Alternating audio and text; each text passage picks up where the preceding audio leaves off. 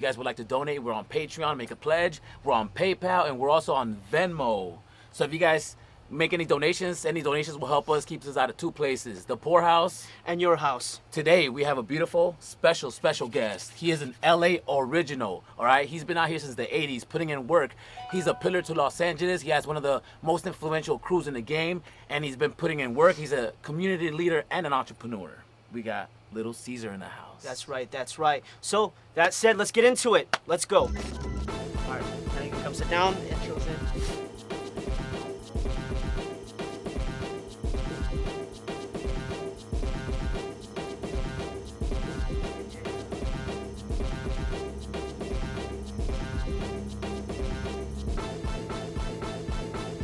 Yes, we are back once again live to another B-Boy News podcast. If you're just tuning in, thank you. Tune in, subscribe, share, and like. Right there, like that button. Make sure that you just subscribe, and we can just keep showing and growing with you guys and keep talking about this culture that we love so much. Please subscribe so we can keep talking about this that we love, hip-hop. That said, I'm your host again, the most Casper Smurf. And we got today's special guest, legendary B-Boy Little Cesar. Little Cesar in the house. Thank you so much, man. We really appreciate you being here. Thank you, man. Thank you for having me, man. Yeah, that's right. Honestly, I just gotta say before we get into this, I really appreciate not only you just being here, but I appreciate you as a B-boy and just what you've done in the community. And definitely, I think I could say for not only myself, but for Smurf, just being in the LA scene and just seeing what you've done with the community, what you've done with your crew. I'm just super stoked to have you here. True. So thank you. Thank you, man, so much for being here. I really appreciate it. You're welcome. Yeah, man, we got Little Cesar here. I mean, let's just get into it. I mean, how you been? What's new? What's new in your world? Wow. Well, first and foremost, I'm just so blessed and thankful to be alive. That's right, and man. Healthy. Yes.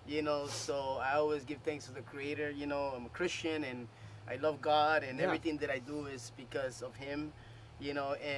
So I'm so blessed to really still dance, and I'm healthy for the foremost, and married. A lot of people don't know. Oh wow. Okay. Out there that I've been married.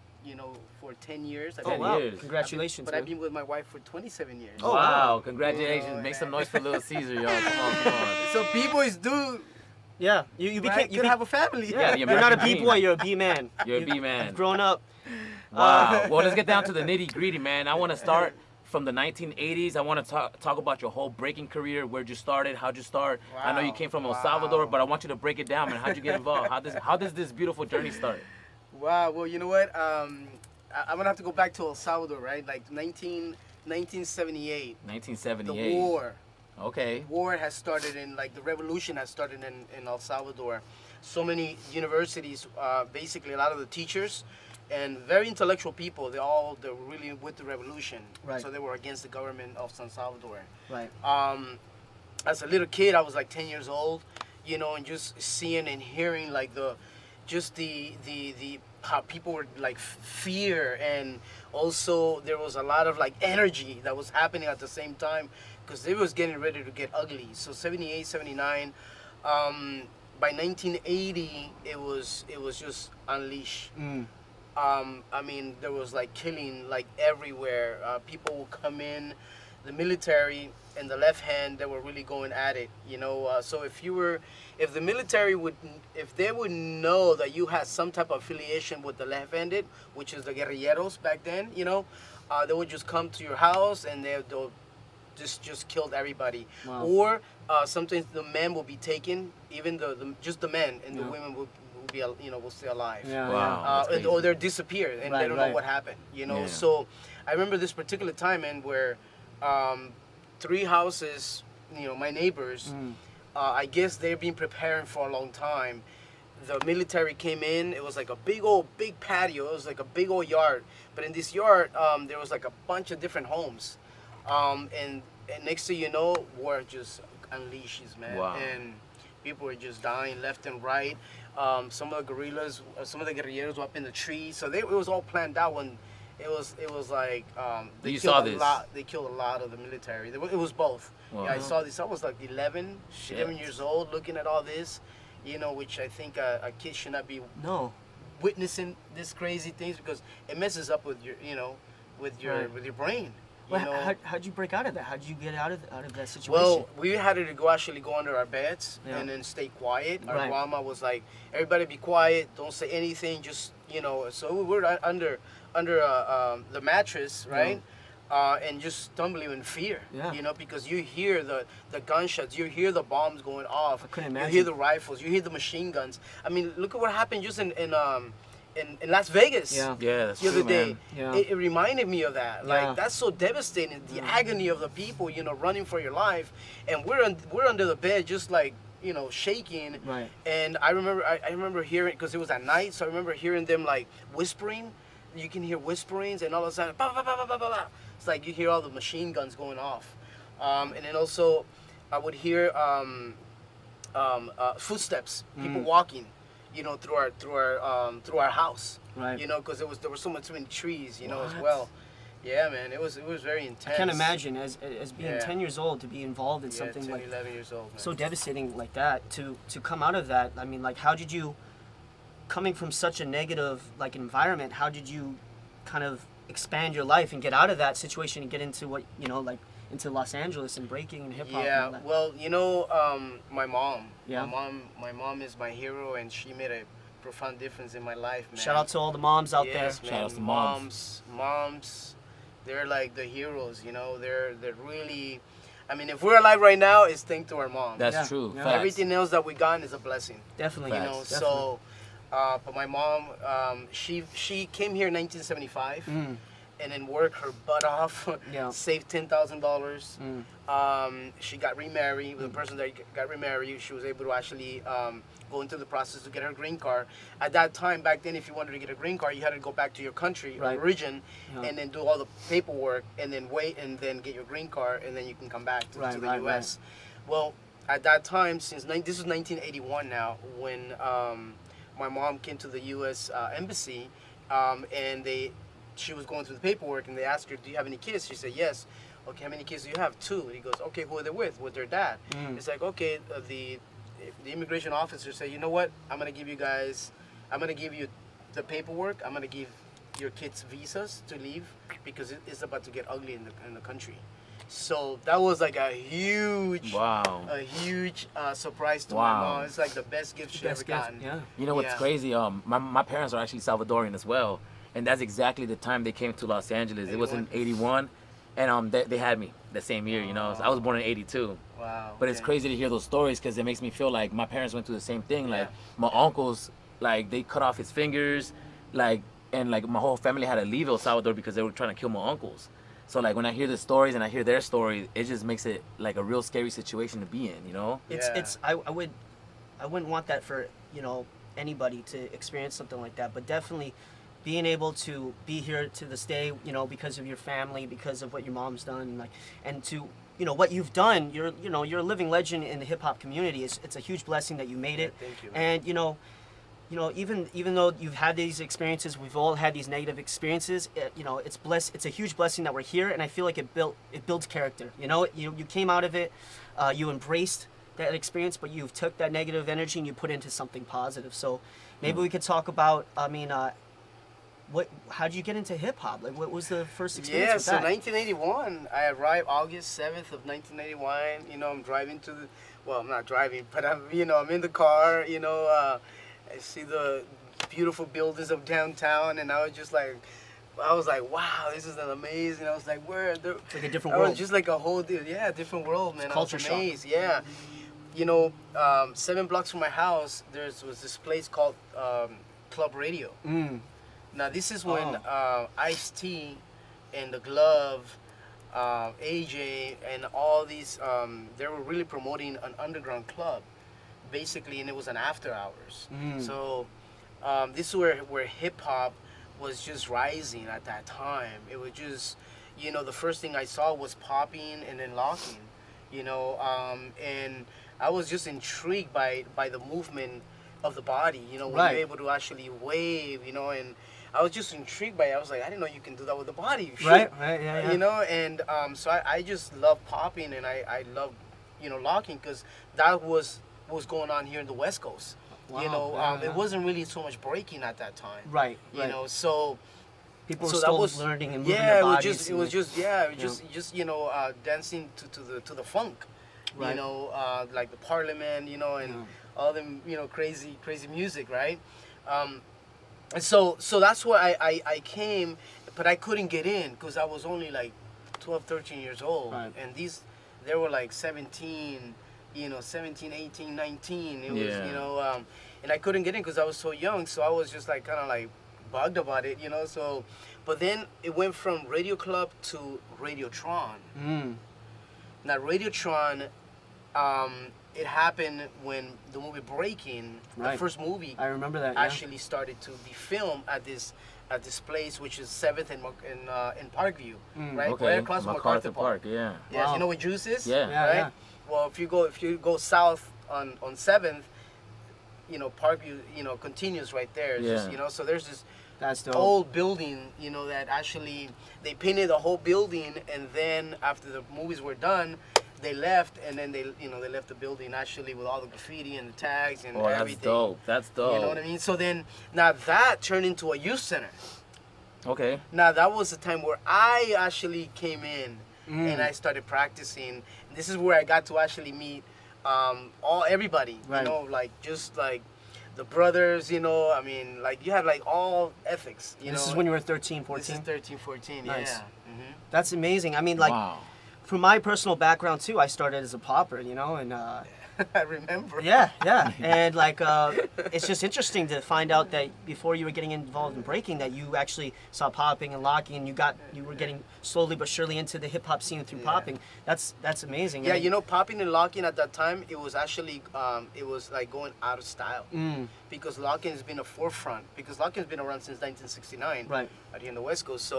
So locking was no longer the The dance. thing. right, Yeah. the thing. Yeah, exactly. So popping became more popular. Yeah. So popping was on the rise. Right. And then when breaking came in, breaking It took just- everyone by storm. Yeah. 'Cause Well, it was like, wow, when I saw it, it was like, man, like that's what I want to do. Yeah.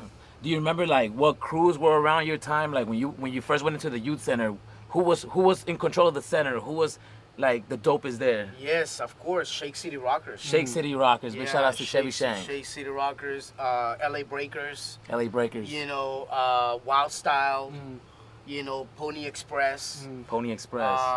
These guys were, the Rockin' Wizards, they were out from Orange County.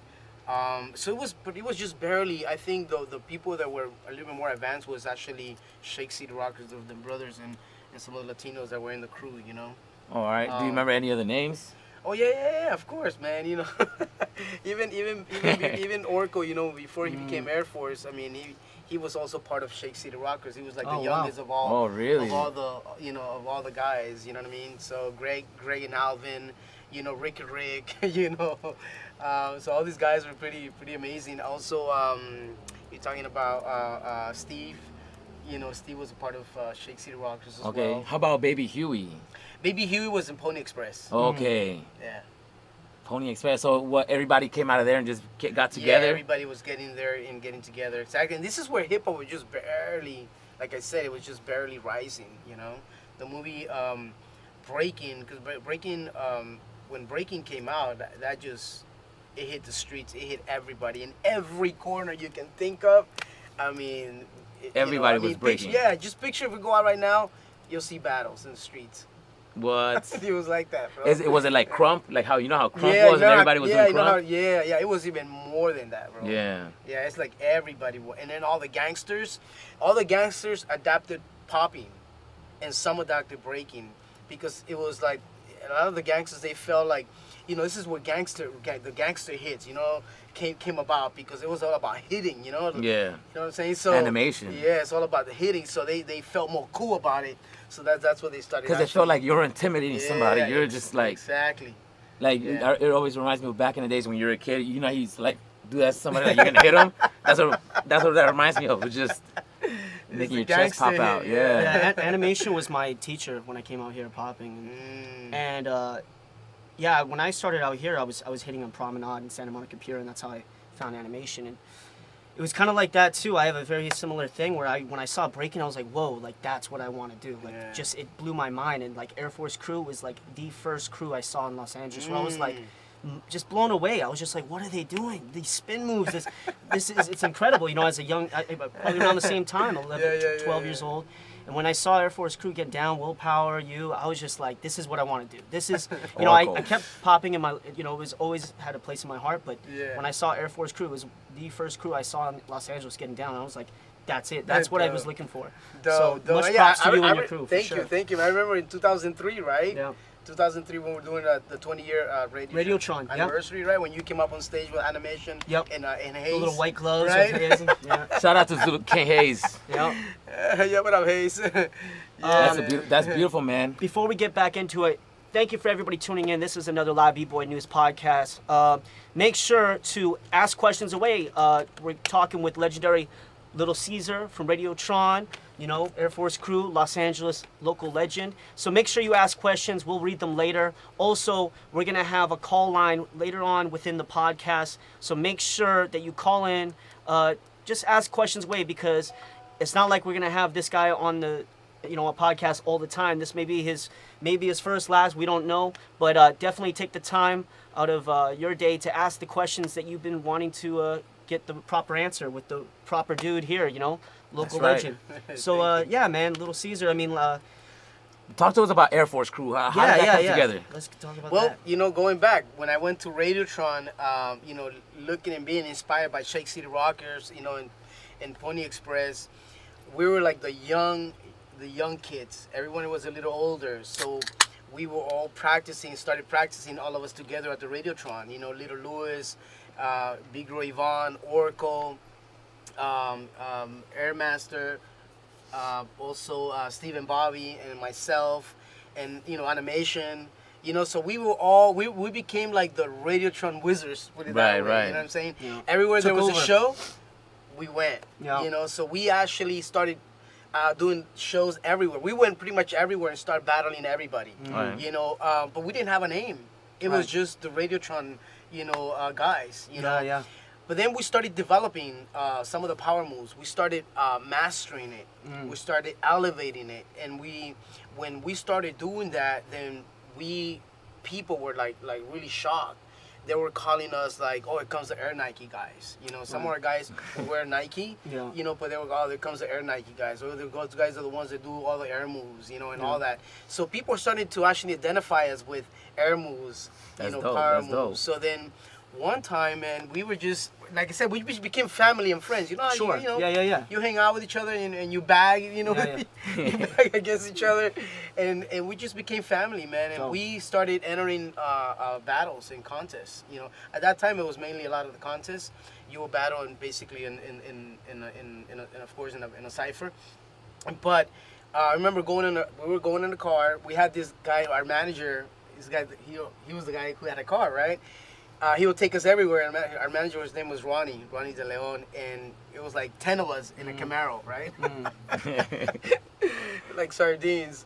So we were driving, and we just started talking. It's like, man, we need a new name, we need a new name. Like, what can we call ourselves, And I said, well, what is it that because people are calling us like Air, and we're doing powers, and we were like, yeah, well, we need something, man. We need something fresh, something that's gonna represent us. And I remember saying Air. I was like, you know what? Let's just call ourselves something with Air. Yeah. And I remember somebody else says Force. Yeah. And then just the two words merged, like, bro, Air Force. That's what we fresh. do. Because what we do is everything with power. That's so fresh. Such a dope name. Such just a like, dope name. it's so dynamic, and we were Air like, that's Force. it, Air Force. And we weren't thinking of the military, by the way. Right, A lot of people, that's not within the culture, they think Air Force. They just like, they get thrown off. But that's how the name came to be, and actually in a Camaro going to a jam in 1984. 84. And when you guys finally established Air Force Crew, was there any like local rivals that kind of like, even that you clash with, like whether it was negative or positive, but was there any rivals that you remember? Yeah, because we were at that time, like I said, we've mastered and we elevated the moves, some of the moves. And what happened was that we made a name for ourselves. So, and when we were making our name for ourselves, other people wanted to come and battle us. Right. So everybody that wanted to actually escalate on the game, they had to come to the Radiotron, because that was the place to where all the dopest Represent. battles would would Yeah. happen. Yeah. So like Pony Express, they were hungry for us, man. So Pony Express had B-boys also? Oh yeah, Pony Okay. Express is all about b-boys. They were all b-boys. Because I remember they had like a popping squad. Yeah, but they were mainly all of them b-boys. Okay. What Yeah. part of town were they in? Because you guys were in downtown basically, Yeah, they were right? all scattered. They were All scattered? scattered. Yeah, Was they there were all any- scattered they came together for some Was reason. there like any crews that were like Venice, Hollywood, or were Yeah, everybody scattered? Like Rockin' Wizards. Rocking Wizards? They were I believe they were from Orange County. Okay, LA Breakers. okay. They were a little more south. So they were there. So they were another rivalry crew. You have Wild Style, a bunch of brothers. They were just like hungry, man. They were just bad. Bro. Have you seen any one of these cats like recently, like in the last 5 years, like just? I seen I seen Chic City Rockers. Okay. Yeah, I have, and then I also make a connection with Bboy Ishmael. Okay. He's in Utah somewhere, but he was also in Wild Style. Now, Bboy Ishmael was one of the guys that actually put fire in us. He was the guy who would come in and wanted to actually battle. Mousy. You had also Baby New York. Ozrock. Right, Ozrock. Ozrock. So it was really, those guys were the ones that really wanted to take on our crew. We were like the hottest crew because of the new style that we were developing and Right. we're elevating it. That everybody wanted to come, and battle us. Yeah. Right. Well, you guys were the most dynamic, and like True. you said, you were elevating. You guys were changing the game. Yeah, we were changing the game. And I think, Yeah. especially with breaking being popular in the '80s, it was very like East Coast had this whole like certain style that they portrayed, and like, hey, this is how it's done. But then, the West Coast came out with this very like dynamic and explosive kind of attitude and presence on the breaking scene. I mean, were you guys kind of like the first to really bring out that power and that dynamic energy, or was it? Well, I was would say, most definitely props to the guys from New York. Yeah. Dynamic Rockers, New York City Breakers. Yeah.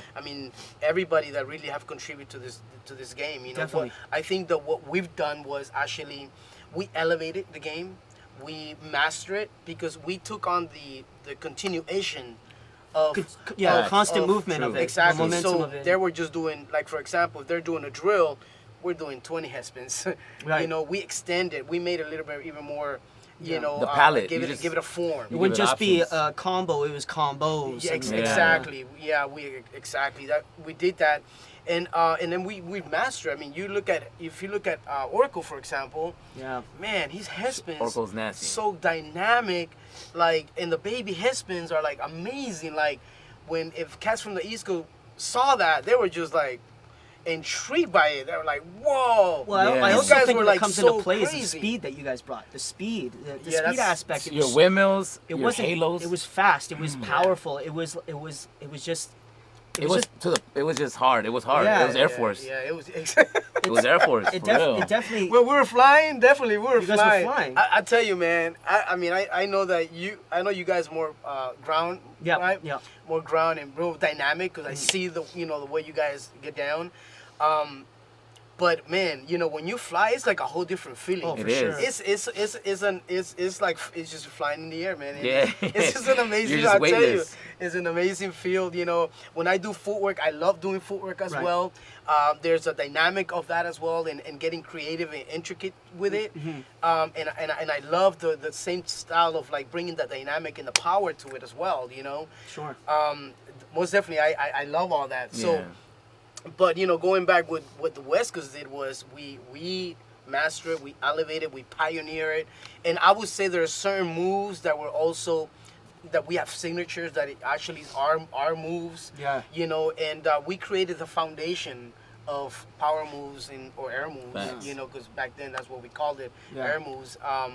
But yeah, most definitely, and when you look at the guys from New York, like Dynamic, those guys were pretty dope. Yeah, they were, The yeah. stuff that they were doing was really incredible, like Incredible Breakers, right? Yeah. Incredible Breakers. Right. Shout out to Incredible Breakers. Yeah, for they real. were like, they were amazing, man.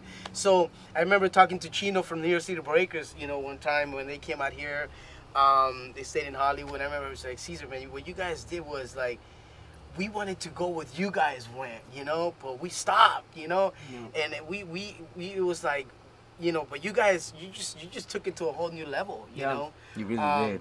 But it took a lot of time, man. It took a lot of for sure. time, just mastering it and playing around with it, adjusting to here and there, and once again having Orko around, having the crew Yeah. that really inspire me as well, that make me want to like do better, and just working with each other. That's how we were able to actually elevate and then battling other cats, man. Yeah. It's incredible. And I think like just not only dynamic in the continuous combinations, but like you guys not only battled, but you guys performed. You guys were performers. Yeah, we were like, performers, So I yeah. think that we should definitely talk about that because that comes into a lot of play with Air Force Crew because it was you were definitely involved in the community and you were not only just battling on the floor, but you were performing. I mean, do you remember any big performances that you've done? Oh yeah. That you man. could talk there about? was a huge. Actually, it was a big old contest. But before we led to the contest, we were practicing, and I remember having Ronnie, our manager, and then also there was another guy that influenced my life. His name is David Guzman. That used to be he used to be at the Radiotron all the time, and he used to guide me. And once he would say, okay, you got the move, now it's about like enjoying it. Right. You've practiced the move, now you gotta enjoy it. Yeah. Like really be the move. Like just enjoy it. Don't think about it. Don't think about anything else, but just enjoying what you're doing. Yeah. That's part of That's good advice. That's showmanship. really good advice. It's really important. That's part of showmanship. Yeah, That's yeah. part of really building your character. You know what I'm saying? So Absolutely. I remember going to this contest. Everybody and their mama was in this contest, and this was to be in a movie. Actually, this was to go on a movie. Yeah. And I remember cats from New York flew in. So everybody, it was like everybody in this contest, man. What year was and this? This was 1984. Wow. This is 1984. And I remember we were battle Shake City Rockers. Wow. We were going against, we were the last two finalists, so, and we actually won. Wow. So from right there, I felt like I made an exclamation point in my dance career. Right. Because everyone got to see who I was, even the cats from New York as well, and then just everybody in the community, So that was like a big deal in my dance career. But also, we started performing everywhere. We went everywhere, so we had to learn routines. We work as a team. We work as a crew. It wasn't just about me, myself, and I. And so we was like, okay, let's go do it like It's a team effort. ins and outs. Exactly. Right. We were doing routines. Yeah. So we had to do it counts. I don't know what counts was at that time. It's like, But I think it's important. I mean, like, you guys were a real crew, and I feel like, because breaking's moving so fast, especially with social media and all the YouTube and all this, but like, I feel like we tend, because a lot of the events now are very, switched over just one-on-ones or two-on-two, but, it's important that, you guys, it's to have a tight crew, and that's what Air Force, family. It was a family, and, you guys were tight, and you guys were, brothers, and I just think it's, we're kind of losing that with the new generation. It's like, it's just kind of like on my own thing, on my own, me, myself, and I, like you said. There is a time and place for that, but it's important to have good people around you because they're only going to build you and help you grow. Yeah. You're going to do it together as a team. That helps you individually, but it helps you as a crew, and I think you guys really showed that. Yeah, thank you, man. Thank you. But that's what look at if you want to compete international, the U.S. we're not up there. No. As a crew, No, we're not no, up there. So if we're gonna go enter a battle, international battle, Yeah. well, we need to practice that. Yeah. Right. But if you're not into that, then maybe shows. the 2-on-2s, Yeah. right? Show, Shows. right? Or 1-on-1. So we just want to like literally like that's when I judge. When I'm at R16 and all these amazing big battles, and I see the unity of within like the Koreans, the Japanese. You can see the unity, like their family. You can see they put in the work, Yeah. and it's not about look at me, No, they all shine as a crew, man. Right. And that takes a lot of work, man. It takes, hours and hours and hours and really perfecting, their routine Yeah. to work Right. as a unit. That's why they're like some of the top B-boys. Oh, for sure. B-boy crews. Dedicated. True, Yeah, true. very Dedicated to yeah. themselves and to their family and their brothers, their crew. Do you feel like because there's a lot of one-on-one battles, and whenever you go to a different country or state, you notice that most of the battles are one-on-ones. There's really not that many crew battles. So do you think Only that in Europe. in Europe there is, but in the U.S. it's mostly one-on-ones, and everybody shines as an individual. Yes. Do you think that's hurting the crew of being creative because there's so many ones-on-ones? Like everything's just a individual thing. Well, it's gonna hurt the crew if you're gonna go overseas. Yeah. Right. It's Yeah. gonna hurt it because you're gonna shine as an individual, but that's not the point. Because when you're judging and we're looking at a crew, this is a crew battle. Yeah. Same thing. If you go back to Radiotron '96, Style Elements, Renegades. I mean, those guys are like crews, right? That was the best battle. Right, like they're coming as a crew, so you can see it's a family against family, it's a crew against crew. So now, imagine us going to somewhere Europe and let's just get together and create a super crew. Yeah, you're gonna shine, but you're missing the other element of it. Yeah. So if you're gonna enter actually a crew battle, yes, it's gonna it's gonna be like, oh shoot, how come we didn't win if we're all dope? Right. Because you're not a crew. You know what? I would like to thank you and now because Radiotron 96 was really like what made me who I was, man. I got to Really? perform at a Radiotron. Like when I like, You got to perform it's like man, like watching the beginning of it where when it's black and white and it's your crew and it's Oracle, it's Truco and animation and you guys it's just like looking at that made me feel like I wanted to be like that. I wanted to have something like that. Like to me it was like I want to be like that. And you talk about 96 when it was Style Elements versus Renegades. Man, like you could tell that it wasn't even about moves. They were just really trying to smoke each other. Yeah. Man, they didn't care. It wasn't about. yeah. It was just about It was you not do this, about- I'm gonna do it better. Yeah. It's like so beautiful, man. It's like hip hop is It so was- beautiful. Yeah, it wasn't about individual. It's more. See, when you lose, when you forget about you, man, it becomes so powerful. Yeah. When you forget about you and become about us, Yeah. more power to you. Yeah. You know what I'm saying? Yeah. When you forget about even now, people that want to make a difference in the community, it's not about you anymore. Yeah. It's not about you. What you guys Concrete, are you doing listening? right now? You listening, Concrete All Stars? Pay attention. What you guys are doing right now, people are gonna talk good or bad, right? Yeah. Because people are always gonna talk, regardless.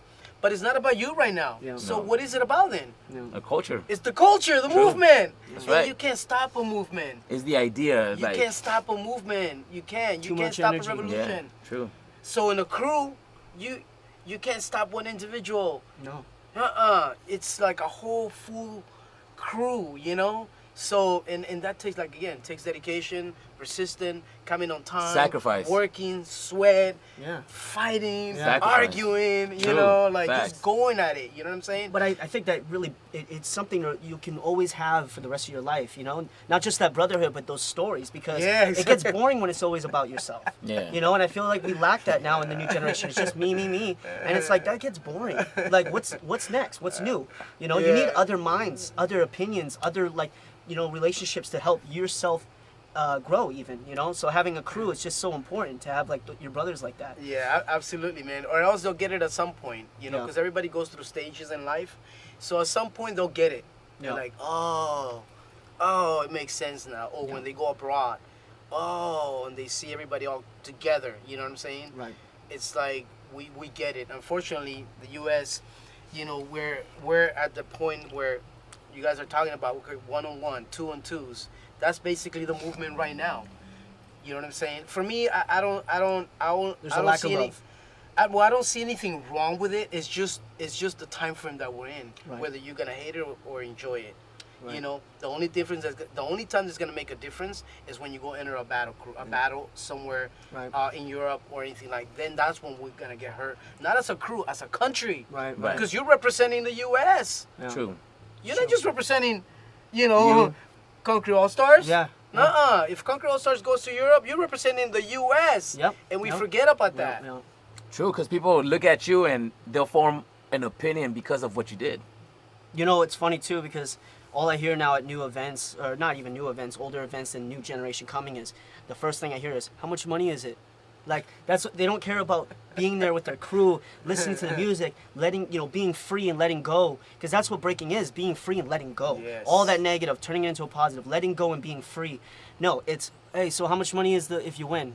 Well, how much, that's what, they're so focused on one little aspect of this culture when there's so much more that you could be taking in, and I feel like we get distracted with all these sponsors and these big lights. Who's gonna be there? Yeah, who's gonna be there? Where's it How much at? how much money am I gonna make if I lose in 9th place? It's like, it's not about losing or winning, it's Or about making it. living, it's about just being, Yeah, in the moment. Yeah. It's like you Just said, doing. when you were happy that New York cats saw you on stage and everybody saw who you were, it's like that's what hip hop is. It's like just showing the best you and like having everybody be like, yo, you fresh. Like you just want to be fresh. Yeah. You want to be and you want to be dope. recognition, Yeah. You wanna just be gotta dope. Get, Look at this, man. This is just Radiotron, 1996. Let me go back because I think people need to know this. Let me tell you how the word Radiotron got created. All right. please. Yes. History. So back in 1980 to be in the movie, getting paid for the name, right? Well, there was this gentleman by the name of Carmelo Alvarez. Carmelo Alvarez, his vision was to create a youth center, and it was all about the community and helping the kids, right? So then he came to live in the building right next to where Radio Club was. And then the owner of that building, he became good friends with Carmelo. But the owner did not like Ice-T and AJ anymore because they were doing drugs. There was stuff happening that were finding syringes on the floor, they were finding basically drugs, and the police were heated. The owner was getting heated by the police, the Rampart station. So Carmelo and the owner developed a relationship, and the owner told Carmelo, "Hey, listen, if you get rid of those guys, I'll give you the building for free. You can do your youth center." Well, Carmelo went and started talking to, Ice-T and AJ, and actually Evo E was some of the Evo E and Hank G were the DJs of Ice-T, and but they just didn't get along. There was fire there. Like, Carmelo, you don't know anything about hip hop. Who are you? And he's like, man, I want to work with you guys, man. This guy. If you don't work with me, I'm gonna have to kick you out. Well, it just got more heated. Yeah. And they didn't want to work with him because Carmelo had nothing to do with hip hop, but then yet they were working a deal with the movie producer of the movie Breaking. yeah. So then, the next thing you know, Carmelo says, "Okay, then you know what? You guys are gonna be out." Then when the producer asked who has the lease of the building, then they had to contact Carmelo. So Carmelo says, I have the building. So now they're negotiated with Carmelo instead of AJ and Ice-T. Wow. So now they're at the picture. Now AJ's at the picture. Ice-T gets booked to go in the movie Breaking. He was in as that the MC. Yeah, Yes. right. So now, so there's all this drama that was happening among them, Right. because of all this. So then they proceeded with the movie. Now AJ's out of the picture. Now AJ's pissed off because now they're using the name. Yeah. It's his club, Yeah. Radio Club. Right? So AJ's demanding to get paid for the name. Well, next thing you know, he talked to the producer. They went at it. They said, you know what? I ain't giving you anything. The producers gets on the phone with Carmelo. We need to talk to the graffiti artist. The graffiti artist was actually painting the entire location. And he talked to the graffiti artist and he says, hey, listen, I need you to change the name. I don't care what you put. I just want you to erase half of it and put something else. Wow. Well, the graffiti artist erases club and puts Tron. That's fresh. And that's how the name Radiotron. That's so That's fresh. That's dope. Now, guess who owned Radiotron then? Who? Canon Film. Canon Film? Yes, they're the ones who register it. What? Yeah, Canon Film. Canon. Canon, yes, the movie. What? The movie Why would company. they do that? Because they're the ones who making the movie. They changed the name. Oh, so they own the name because they own- changed it. Yes. So Radiotron became then. Then Canon Film gives a letter to Carmelo, so then Carmelo could actually leave that name there, and then it could be used. Exactly. For the community. Yeah. So he let him, basically say, okay, you can use this name for now, and then then the movies came, and then in the movie it blew up. Yeah. Because everyone, Radiotron, I want to wanted go to to go there, Radiotron, yeah. I want to go to Radiotron. This is where the main battles was happening. Yeah. When Poppin' Taco and Buddha Shrimp Yeah. were going against, Shabadoo and the rest of the cats, Yeah. and then it just became real famous. Yeah. So everybody wanted to come to Radiotron, right? So that's what happened in that Wow. arena. Okay, so let's forward, right? You asked Right, me right. how did I Start this. Evolve. Radiotron, Yeah. right? Well, I'm one of those kids that came into the Radiotron, yes. Well, in 1993, I go to Europe.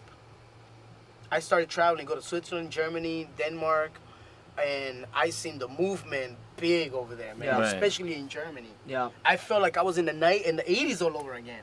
I got so excited. Yeah. And they were asking us, how's the movement in the West Coast? Is everybody breaking? I'm like, no, you're looking at it. Yeah, check it out. It was Yeah. just like a handful, man. Yeah. So I came back and I was like, I need to do something about it. I was like, Gotta I help need the to, scene. I need, yes, I Yeah. need to help. I need to do something. This is what's missing. Now I'm going against changing the mentality of people. Mm. Because everybody at that time, they're thinking that Bboy is so old. What are you doing? You're still doing it. So the media, everybody was treating us that way, you know. They didn't want to talk to us. Radio didn't want to talk to us, right? The police were like, you know, they were just like, thought we were gangsters. Yeah. Yep. So there was this whole just negative vibe. So then I said, you know what? We need to create our own.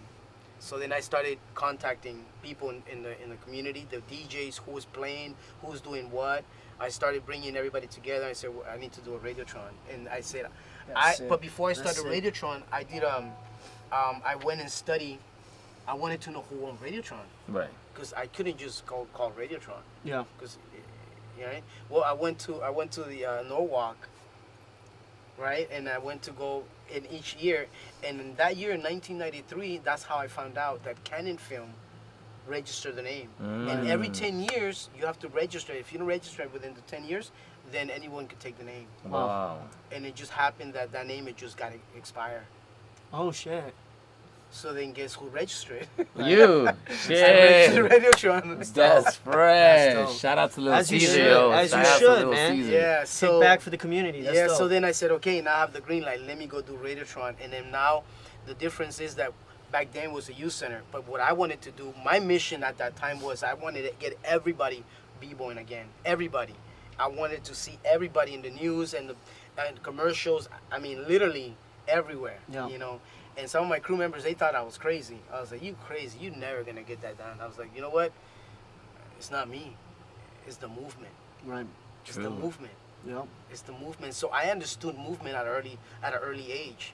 You know, so I just went to work. I just started, and then I created clean, dope flyers. I spent a lot of money on flyers because I just wanted people to value it and see it in a whole different way. Right. So because I was like, okay, you know what? Let me create something new. I'm gonna create something new, right? So that's when I went to work, by bringing all the elements of the culture, not just popping or locking. It was just all the elements, Everything. all again. Yeah. Because it was more powerful that way. Right. Yeah. A lot of people separate them too, so. Yeah. So it was so that's what happened, and then I said, okay, we're gonna create the world championships. It was like it was like I was thinking Olympics. My mind was thinking. It's like having the Bboy Olympics. That's what I was thinking. You're already at that thinking time. next level. Yeah, I was already thinking that. So, okay, let me go back and then start doing all this. So I went on radio. I was knocking doors. I was at 12 midnight putting like stamps on the flyers to send them all out. Literally, and we just started black and white flyers at the very beginning. And next thing you know, little by little, it just, I started inviting people. People start, so I created the future. I saw the future, and I just started operating from the future. And that made me so excited, You saw the vision. Yeah, I saw the vision. So then I just started doing it. And then my girlfriend at that time, she was like, "What are you doing? You're not getting anything from this. Look, you're always spending money." Sounds like You know, us you're right always in now. the Yeah, hole. it sounds like us. And I said, "Baby," I said, "You know what? But this is my passion. This is what I love. And at some point, you're gonna get rewarded. I know right now it's all about putting in. Because I wasn't thinking like I'm gonna make all this money. I was just thinking, let's make a difference in the community. That's what I was just thinking, and it made me feel good. That's the good part of it. Yeah. That's important though. I had no money in my pocket, but it made me. But feel the Radiotron's here. That's fresh just though. the energy. You know what I'm You saying? change people's lives though. But I think I want to get back to that, so everybody can really grasp and understand how important it is, the energy, just the feeling, being free, and like, it's all energy. It's all energy. It's yeah. not just a visual aspect. It's an inner mental aspect. This energy. That's what breaking is. It's not about the money. It's not about, it's the energy. It's like how you feel and how you make the community feel, and being involved in the community, how that makes you feel, and just that energy. It's everything. Yes. I mean, that's, Beautiful. Putting that and just putting 150% into that love, the passion, that energy is gonna. That's life. It that's sparks. living, It sparks life. Yeah, dude. Yes. So when I get invited to like places like you guys is here today, like I'm living in a dream. For us too. I'm living a dream. I'm living a dream basically. When I go to, Korea, when I go to other places, it's like wow, like I'm trying to find something bad about our culture, but I'm like, no, you know what? Let's just enjoy. This is the moment, and this is what it is. And yes, we have preferences, and yes, we do, but let me just enjoy it all. Right. Yeah. Let me just enjoy it all. I might not like it, but that's just what it is right now. Right. And if I want to shift something, then I gotta do something about it. Right. No, I mean it's the world is gonna move whether you like it or not. Yeah, That goes with everything in the Yes. world. That goes with even the breaking community and the culture. It's like you don't like it, it's gonna move whether you like it or not. So just enjoy, be involved, and adapt to it. Yeah, but yeah, you yeah. could still have your own opinions. Absolutely. You could still Yes. do what you love, but be involved and just always adapt and just because it's our culture, and it's gonna grow. Absolutely. So you have to grow with it, And you gotta love it because, like, man, you love what you do. You look young, you look healthy, you look happy, and it's all because you do what you love doing. Even though, like you say, sometimes you're broke, sometimes you have money, but at the end of the day, you're happy, and it makes you happy. So you look good, and it reflects on how you feel and look, because you're spreading it. I feel it, Thank you, man. Thank you for being on here. We're not done. Yeah, I man. just want to say thank you for everybody tuning in. This is another live B-Boy News podcast. I'm your host with the most, Casper, B-Boy Smurf. and we got the legendary B-Boy Little Cesar. Let's start getting into some of these questions. Just a few. Let's get some to it. because And put the number up. let's put the phone line up so you can call in. Make sure to call in. Ask away. Don't play. We're here to stay. Roll up. Let's read some of these questions. Roll up. Justin, tech guy, computer guy. All right. So what did you think about the film Battle of the Year? What? That's what it says right there. Hey, This question is by Rudy did you even see that movie? Tonkinson. Did you see that movie? Rudy Tonkinson. Big shout outs to Rudy. Big shout outs to Johan. So Now who's asking the question? yeah. Who's asking the question about? Rudy Tonkinson. I hate you, Rudy. Yeah, I'm Salvadorian. I can't say that. So what do you think of the movie Battle of the Year? What's your Well, opinion? I think amazing individuals are in the film, putting in and dropping knowledge, capturing just capturing the sharing the moments and the experiences of it. I think that stood out for me really, really awesome. Just capturing the different, the other side of the world. Right. What's happening in the other side of the world versus what's happening here, and just just the experiences. I think that was really, really awesome. Overall, I think I give it like a 6.5. Okay. 6.5 That's out not of bad. 5. That's good. Out of 5. That's good. out of five. He said it here. Out of 5. So now. I think there was a lot of stuff missing. Definitely. About it, but Is the director of B-Boy? Was the director of Breaker? I'm not too sure. What were you talking about? You're talking about Battle of the Year, right? Battle The of the movie, Year yeah. The movie. Yeah. The movie Battle of the Year. Yeah. Yeah. Yeah, I think it was there was a lot of other components missing. Cool. You know. All right. There you go. I hope you got your answer, Rudy. Well, Yeah, let me answer. I'm in the 6.5. movie. Oh, shit. Can I- Casper, can I- answer can I have an opinion? What do you think, Yeah, Casper? yeah, What do you let's think, see. Casper? Shit. I mean, no. I mean, I agree with him, and like, there's a lot of missing parts. But again, it's only like an hour and 15 minutes. You can't put everything that we love into this film, and it was there was a lot of money put involved, and my personal experience from it, there was a lot of things that were missed, and that I wish that they put in, and especially with the music and stuff like that. But the thing is, my opinion on it going into it was, if I don't do this film, somebody whack is gonna portray something wrong in the film. Like someone else is True gonna story. take my Facts. place. Absolutely, yeah. So I was like, look, if I say no to this flick, then somebody else is gonna portray this flick and make it even worse. So I was like, I gotta be involved. I gotta make sure that even if we don't have all the say throughout the film, because there's so many Yes. writers, producers involved already. This isn't like a jam. It's a film. It's gonna be in theaters.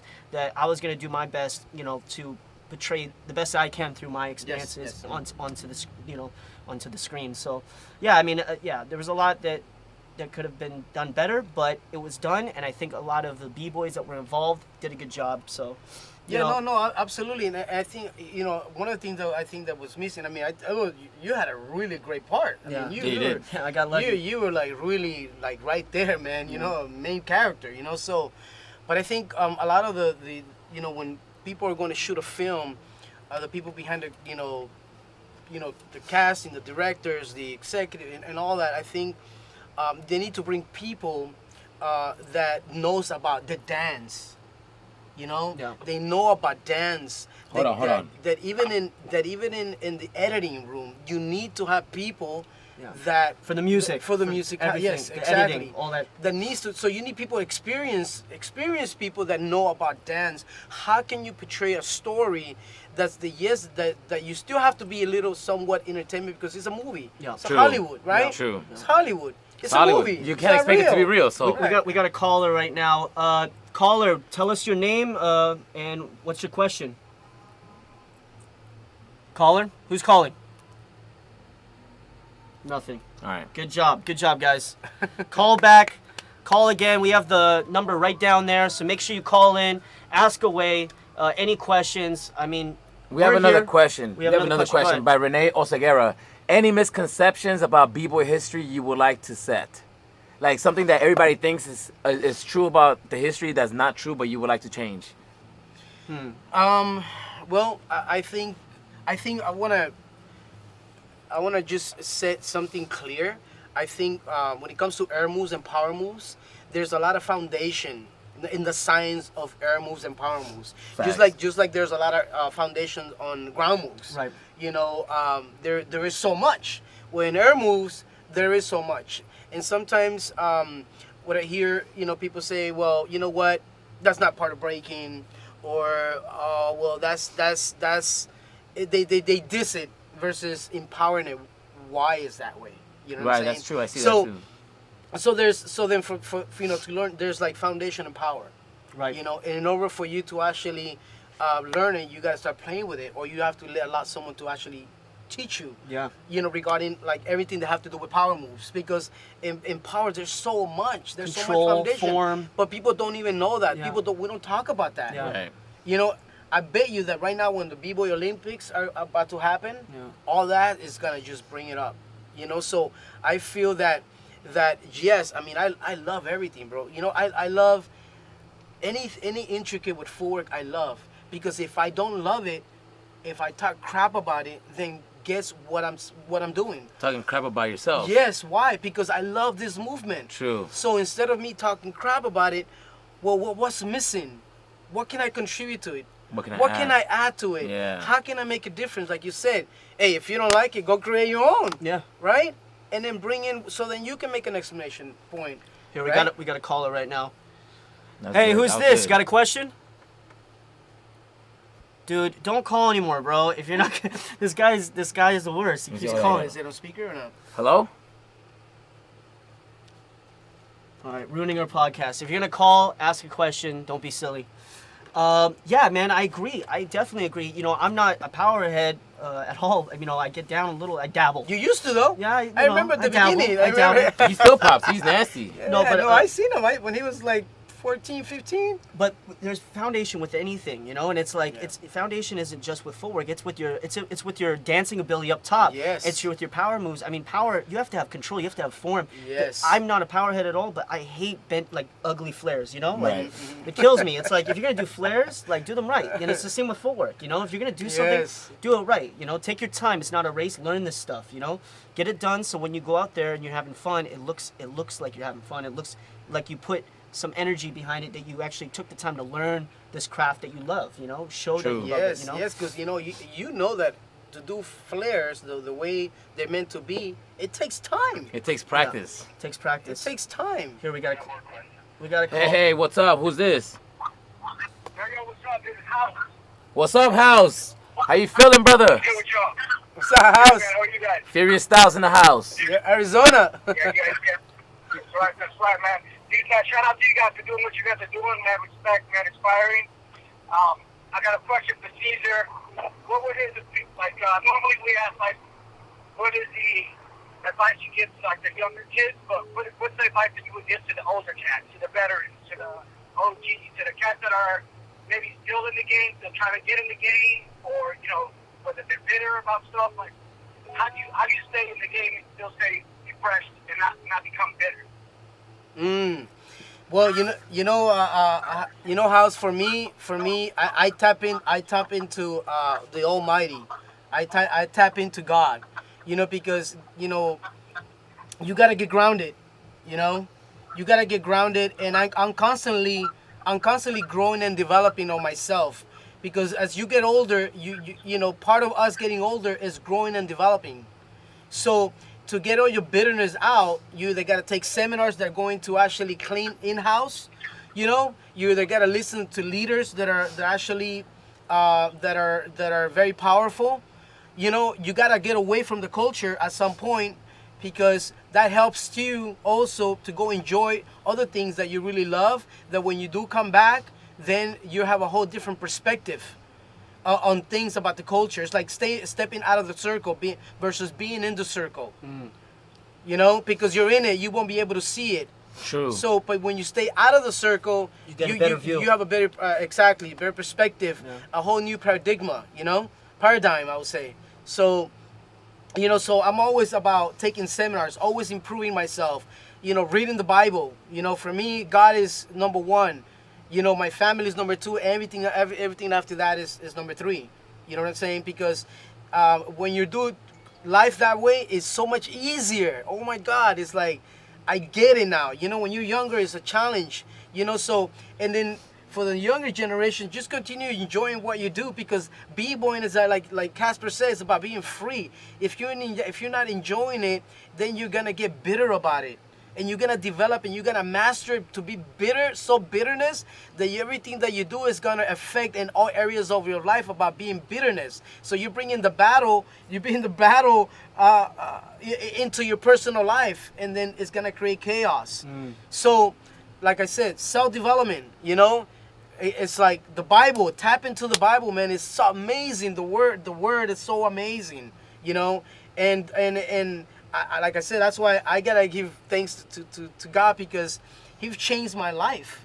You know, so develop yourself, grow and develop. That's really it. If not, then don't complain about why is it that you're living the way you're living. You know, because if you're not doing anything about it, once again, you got to do something about it, right? You have to make a difference. True story. So the new generation, just keep enjoying what you're doing. You know, same thing with Casper and Smurf here. They're tapping into the movement. They want to make a difference. They're here taking the punches, right? Doing whatever it takes to do the things that they want and they're passionate about. So we need more of this. We need more people like that that's going to make a difference in the community. And remember, it's not about you. When you're getting ready to go into the community, it's not about you. It's not about you. You got to forget about you. You can't say, oh, the way I feel. Oh, you're going to start complaining. Oh, you're going to start bitter about it. Oh, you're going to do all this. No, you got to go beyond that. You got to go beyond that, because it's really about the community. It's about making a difference in the community. And when you're making a difference in that, for some reason, the way God have it all created, for some reason, you get life back. Life comes back to you. You know, whatever it is that you put in, the way God has it is going to come back to you. So if you have bitterness going out, bitterness is gonna come back at some point. It's just a matter of time. So empower yourself, and growth and development, huge. You got that house. We love you, bro. Thank you for calling.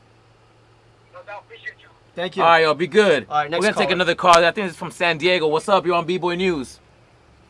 Hey, I'm actually from LA. This is Anthony Progress. Oh, Thank you guys, first of all. Real quick, where can I donate? You could donate through our PayPal, our Patreon, or our Venmo. The link is right here in the bottom. Can you put the link up? We're going to put the link up, brother. Check it in, okay? I appreciate you, Anthony. All right. Thank you, man. All right. Thank you. Yo, what's up? You're on B-Boy News. Who's this? Yo, what's up? My name is Joshua. Been a great fan of the show, following you over 10 years. I want to say, before I ask my question, can I shout out my people? Go ahead, brother. Do what you got to do. I want to shout out Anton, Brandon. He called us from a weird-ass number, so he's not from this country, so I don't know where they're calling from. Oh, sorry. So, go ahead, bro. You got. Take your time, but hurry up. Okay. I want to shout out my boy Chris, my girl Robin, and I want to say, everyone, you gotta stay TTD at all times, 10 toes down. Let's fucking go. And F-Munch, you're fucking fake ass nigga, man. Fuck you, stupid. All right. We're fucking done. Yeah, Get the fuck out of no, here. That was dumb. All right. So next caller, yo, what's up? Who's this? Yo, this is Jen Rock from Cincinnati. Cincinnati in the house. What's up, man? You got little Cesar here. What's up, Lil Cesar? What's up, guys? What's up, Smurf? What's up, bro? What's up, bro? You got a question? Hey, big ups on doing your thing, keeping it down for this culture. Thank you, thank you. I actually had a question for Smurf and Cass, though. Okay. What was the biggest struggle or like hardship in your guys' breaking career to like that you guys had to get through? I would say this podcast, doing this, man. No, I mean, my biggest struggle was just kind of like finding myself and trying to figure out, is this something I got to choose that I'm going to do for the rest of my life and put my heart and soul into, or am I going to do something else? And it was between this and a lot of, because, it's not easy. Smurf and myself, we came from hitting and street shows. That's how we met. And, it took up a lot of our lives. And I think the biggest decision was, am I doing this forever? Because if I am, I have to put everything into it, 150% of my, everything into this. But I'm glad that it came out right. I'm still growing. I'm still learning. There's still a lot of, things and issues, but I'm just proud to be a B-boy and to be a part of this culture. Smurf? I think that for myself, just like Casper said, the struggle's always been like just trying to pay our rent and always trying to make that money, because sometimes you just need money in this world, and being a part of hip hop is really difficult to make money because, as we all know, this shit doesn't pay you. So it's just making the decision is like, am I sticking to this because I love it, or am I gonna keep moving because I gotta make money? And obviously we stuck to it, so I love this culture. Yeah, never giving up, man. But I appreciate your call. Hell yeah, thanks for holding it down, yeah. All right, let's get back to the questions. There's Kina, right? Kina Prado. Yep. It's if you can take one thing out of Radiotron and apply it to Jams today, what would it be? That's a good question. I think Kina, I think a structure. Basically, having a structure, like for instance, the stuff that you see on TV now. For instance, Red Bull, they came in with like funding, like they spend all their marketing money in production. Yeah. Yes, and look what happened Right. in a short period of time. Yeah. True. Yes. Huge. Yeah. Look at Hip Hop International. Whether we like it or not, they came in, brought a structure, they put in money, and it became what? ABDC, right? Yeah. Right. So I think for me, it would have. I think it would have been a structure, finding the right investors to actually come in to. So then we as B-boys know the culture. We know how it's run. Could maintain the authenticity versus someone that doesn't really know how to go about because they don't know the culture. Yeah. So I think that would be what I would bring in is Right. basically a structure and also the finance to make that happen. So then it could we have another TV show, Right. Yeah. right? Yeah. Absolutely. And existent, and then keeping the authenticity of the culture. Definitely. Right. Definitely. When you talk about Structure is everything. I mean, it yeah. is. Yeah. Go ahead. Sorry. Oh, I'm sorry, Casper. When we talk about Radiotron, we talked about everything, and we haven't talked about your school, your hip hop school. Yeah. What happened to that, man? Yeah, well, we ran out. First and foremost, that took 5 years to create it. I was able to really get funding for X amount of years, and then the foundation that was supporting actually the foundation closed, so they were no longer actually giving us funding, so we can give free classes to the youth. Right. To the community. So we operated for a good 3 years. We developed an amazing facility, and basically right now we're not operating just because of lack of funding. Right. And So- funding is a big deal when it comes to a nonprofit organization that you're gonna basically provide free just free programs to the youth. Well, I hope that something in the future comes up for you because. Oh yeah, Because you've always been about the community, whether it's Yeah. events, whether it's performances, and then helping the community by teaching in schools. I think that's Yeah. beautiful, and got another. Sorry, we had a call and I just called them back. But I think that's amazing, man. I think you're sending a good message to all the b-boys and b-girls out there to, everything that you've done from the 80s to this day. You're still in the scene. You're still providing. You're still encouraging, and you're still growing, and you're still you're about. I think the best message of this entire podcast is the community and the crew and friends and Yeah. you know, not just you. It's everybody around you, and that's what you show that, and you've always shown that. So I really appreciate you, and I appreciate what you've done in the scene, man. Thank you, Casper. Seriously. Yeah, thank you, man. 'Cause- Well, we're almost running out of time, man. Let's do Oh, a wow, couple. really? Let's do a couple more questions. Justin, if you could scroll down, tech guy, please. Let's see. What was I remember a question that was earlier. What was the biggest Air Force crew beef with another crew that you guys had? Oh man, back in the 80s or in the 90s? Shit. Start with the 80s. Pony Express. Pony Express was Pony your like top. Express, yeah, and Wild Style. You And know. why did these crews die out? They just got older and just stopped dancing? Yeah, I mean, basically, well, remember that back in 1986, the music shifted. So gangster rap came in. So, you know, it was the music slowed down. So we were no longer dancing to a beat. Yeah. And it was like a whole new movement that came in, because every 10 years, things shift. It's between For 5 sure. and 10 years. Yep.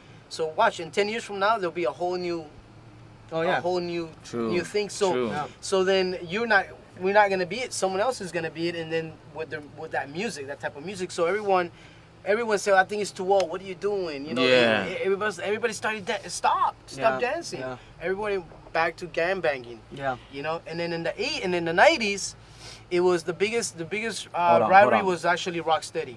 Bucks in the 90s. In the 90s, yeah. I can see that. Yeah, it was so crazy. It was like, man. Were you guys having beef where they were saying you guys aren't real B-boys because you guys got no footwork, shit like that?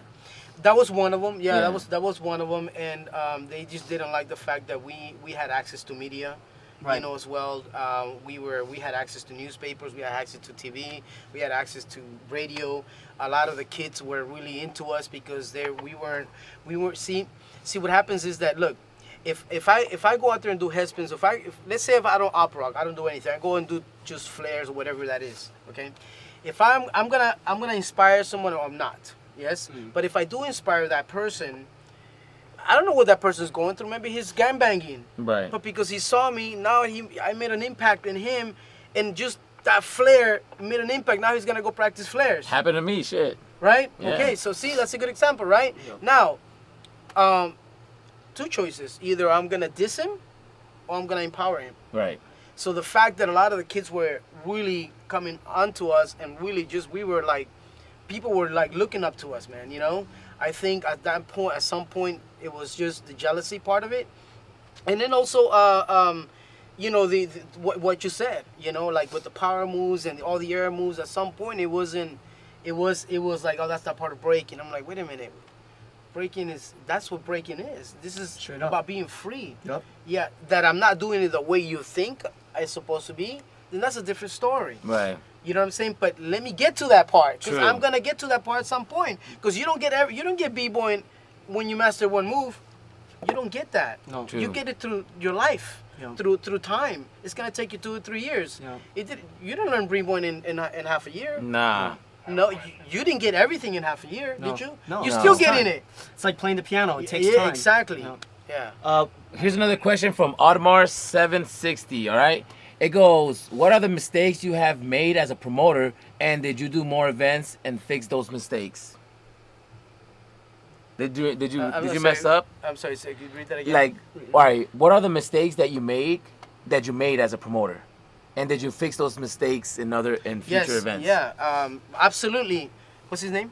His name is Audemars760. Audemars. Shout Yes. out to Audemars. Yes, Audemars, being in competition, that's a big mistake.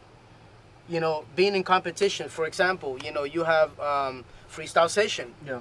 You know, when freestyle session, or even being in rivalry. That's a big mistake I made, because instead of me understanding that you're contributing to the culture, I'm disliking the other person. You know, now I'm in competition, I'm in rivalry. No, that's a huge mistake I made, because you know what? I am instead of empowering, I am diminishing the person. Right. Yeah. You know, I might not like it. Okay, that's one thing, but this empowering the other person, knowing the fact that he's bringing something to the culture, he's rising the fact that he wants to make a difference, then I should continue to empower and be at people's service. Right. Straight up. You know, Yeah. but at some point it becomes a rivalry where I felt threatened, Right. and when I feel threatened, it's like I don't like to feel that. Right. You know, so I think now I have actually shifted that. You know, so when I see somebody doing that, like, okay, how can I help you? Let me contribute. Let me help. What I could be at your service versus being in competition with another promoter. Right. You know, and the rivalry kicks in at some point, and same thing. You know what I mean? I know that in dancing that happens. That's just part of the culture, though. You know, Right. but in when you're organizing, then I got to empower instead of disempowering. I think that it's real primitive for us to think like that, especially in the society that we live in, because if you work at a company, for you to have a raise, somebody has to get fired. And like, it's a mental thing that, Yeah. in order for you to do, I got to do good. In order for me to do good, you got to do bad. And it's not like that. You can do good and I could do good. And it's because you're living in a spiritual level. Yes. You know, before you were living in a Exactly. physical realm. Yes. Where it's like, you got to lose, me win. Now in a spiritual level, we can all win. Yes, You know? exactly. You So I couldn't have said it understand that. better. Yeah, I get it. Yeah. You know that we live in two worlds at the same time. Right. We live in the physical world and we live in the spiritual world. Okay, most of our time we spend it in our physical world, and we forget the spiritual world, and we don't understand it. True. So I lived most of my life in the physical world, you know. And when you live that, you miss all the things. Right. Because your spirit is not awakened, or Right. some people might say conscious. You know, you have that consciousness. So yeah, most definitely, like, we're right on. So we need to empower our spirituality. You know, some people meditate, some people call it God, some people call it just different ways. You know, but yeah, empowering your spirit and awakening your spirit, man, that's like, it's so powerful. It's so powerful. It's I cannot energy. tell So you release Yes. the energy, you get it Yes. back. You know, Yes. it's beautiful. Let's get. What's missing from hip hop right now? What's missing in hip hop right now, Little Cesar? What's missing for hip hop? You know what? I think leaders in the community that we're just talking about it, we're speaking about it, but we're not doing anything about it. No. You know, it's not how much you know. It's more what can I contribute to the game. You know, if you're, like you said, right, you're stepping up. You're stepping up to say, you know what? I'm sorry, Let's have hip hop news. I gotta interrupt you. It's from Yeah. Ecuador, and we have to Okay. take this phone call. Sorry about that, Casper. Yeah. So community leaders. Hey, ¿cómo estás? ¿De dónde estás llamando? Ecuador, hermano. Acá tienes a Little Caesar. He's calling from Ecuador. ¿Qué pasó? Hey, what up? It's Bboy Shaq Daniels from Ecuador, representing Quito Mafia Bboy. That's what's Hola. ¿Cómo estamos? You got a question, man? Hey, what up? My question is, where do you see yourselves in the near future? I mean, like 1 year or maybe 5 years? Okay. Okay. In general, in Spanish or in English? English would be Okay. However, yeah. So in 5 years from now, first and foremost, I have a business. So, you know, basically in 5 years, financially free. In my dance world, I continue doing headspins, continue dancing. I'm 48 years old right now. I'm still dancing. I mean, Killing it.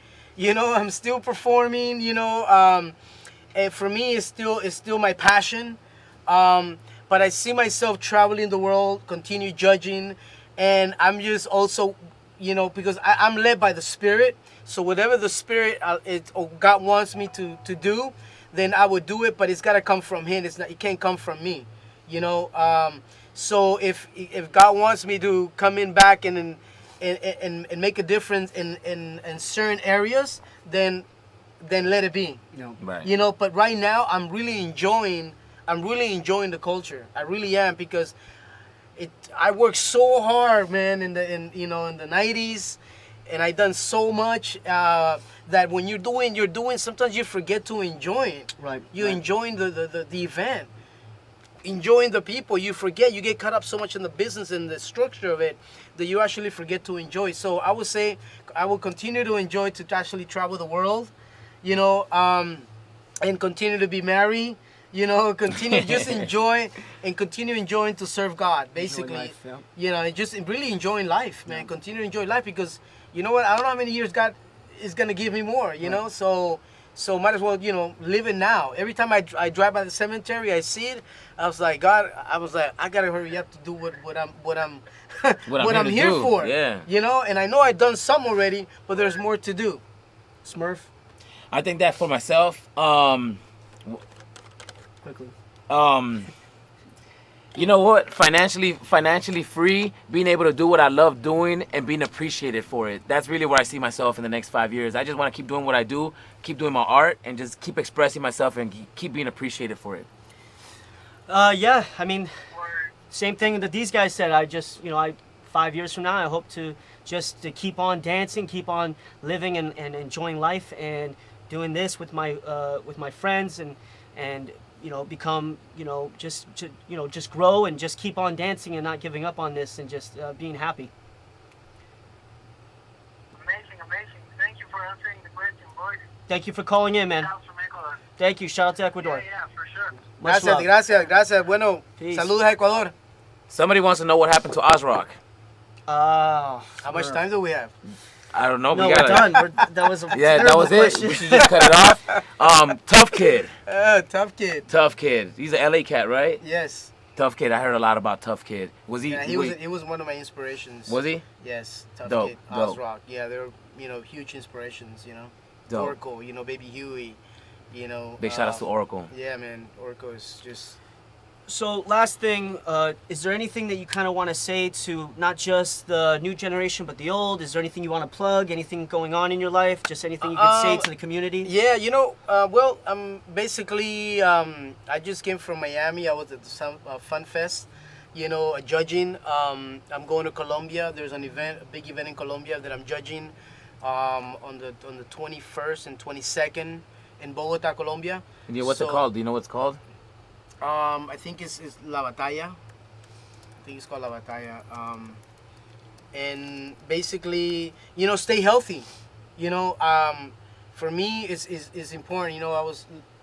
I kind of, was listening to Paranoid Andrew talking about health. Mm-hmm. Right. For me, that's huge for me Yeah. because I've been doing that myself as well. It's huge. Like I stretched. I make sure that I'm Mobile. limber. I'm mobile before I get down. I take the time, and I always done it with my crew. We always done it since the early '90s. And it shows. You know what I'm saying? So yeah, thank you. So and then also, the type of food that you eat, and the type of water you're drinking. Oh man, the type of water that you're drinking makes a huge difference. You know that we're 75% water. Right. Right. So if we're 75% water, how much water are we giving the body? So I drink 2 of these a day. Every day I drink Kangen water. And this right here has made a profound difference in my body and in my family's body as well, in my family's life as well. So you know how the people say, we have a slogan that says, it says change your water, change your life. Right. It really is. It's true. Because of the properties that's in this water is just powerful. It hydrates you in 30 seconds. It Wow. cleanses you as well at the same time. Your immune system gets lit up. So Yeah. then it's gonna go fight whatever it is that's going on in the body. So Kangen water for me it's a big deal. It's a big deal. That's So dope. I've learned everything that have to do with health. You have to stay hydrated. And most B-boys out there that I see, they're battling. They get fatigued. They do all that. Let's drink some water right now. Cheers, the bro. water. Cheers. Cheers with water. Cheers for the water life, guys. Water Kangen life. water, though. Thank you, little Kangen, Caesar. This Kangen is water. alkalized. This is alkalized. Thank you, little Caesar. Thank you for everybody tuning in. This has been another live B-Boy News podcast. Make sure you subscribe. Make sure you donate. Make sure you Yes. check out little Caesar. Until next time, thank you for tuning in. Peace. Peace. Bless. That was beautiful. Yo,